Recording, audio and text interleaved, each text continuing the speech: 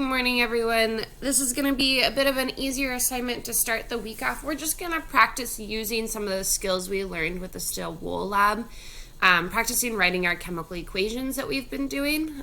So this is going to tie in writing those formulas that we did last week and just practicing this skill. So there are examples at the top of your page for both of these. This is going to be a Word document that you're going to find in your assignment that you're going to be able to download, and I'm going to use a green pen. And all we're doing is we're going to be writing these chemical equations. So you're going to get an example like here. Solid zinc is combined with lead 2 nitrate to yield zinc nitrate and a lead precipitate. So a couple of things talking about this, because we talked about how you have to have states of matter. This tells me I have solid zinc is combined with lead 2 nitrate. I don't know what nitrate might be, and so I can always look that up on the back of the periodic table, which is posted in your Schoology file now. It's up at the top right underneath the first folder in this. You'll notice that lead 2 nitrate doesn't actually list what state of matter it is, nor does the zinc nitrate that comes up next. And what's really important here is if it doesn't list it, you should always assume it's aqueous, at least in my class. If I don't tell you what it is, you should assume it's aqueous. The last one says that there's a lead precipitate. So precipitate is one of the words we didn't talk about. Precipitate just means that it's a solid. It comes out of solution and it's a solid. So let's see if we can do this.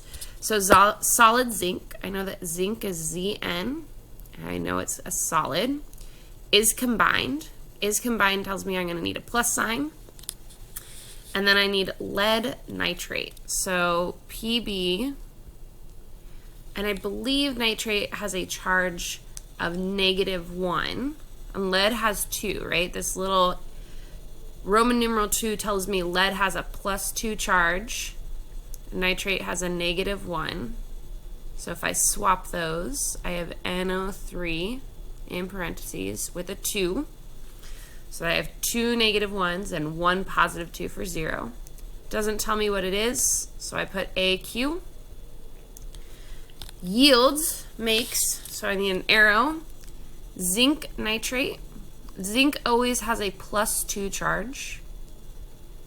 Zinc +2 -1. I'm going to swap them just like I did before.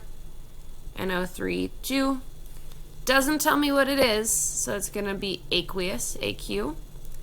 And a lead, which is Pb, precipitate. Remember I told you precipitate means solid, right? So that is my example, right? We're just finding these on the periodic table. We're writing the chemical formula, and we're writing these into this formula. Something we haven't practiced, and it's the second half of this worksheet, I'm going to scroll down to our example, is doing the opposite, right? So if you're given a chemical reaction, we want to be able to translate that into English, right? So for this one, you're going to want to find a periodic table. If you don't always remember the names of the symbols, it's just totally fine. You're going to want to look that up. I can tell you that for our example, Hg is mercury. So what I'm going to do is I'm going to write, you can ignore the numbers or you can include them. It doesn't really matter. I'm going to ignore them. So I'm going to have mercury oxide, right? Because I have mercury and oxygen. And I don't have anything else. So I'm going to write, since it's one thing going into 2, I'm going to write mercury oxide breaks apart. Right? So if it's 1 going into 2, you can say breaks apart or dissolves or whatever else. You can also, when it's things that are mixing, you can say mixing, combining, adding. So mercury oxide breaks apart into, and I'm going to write what it makes. And so I can see that here it makes liquid, right? Mercury.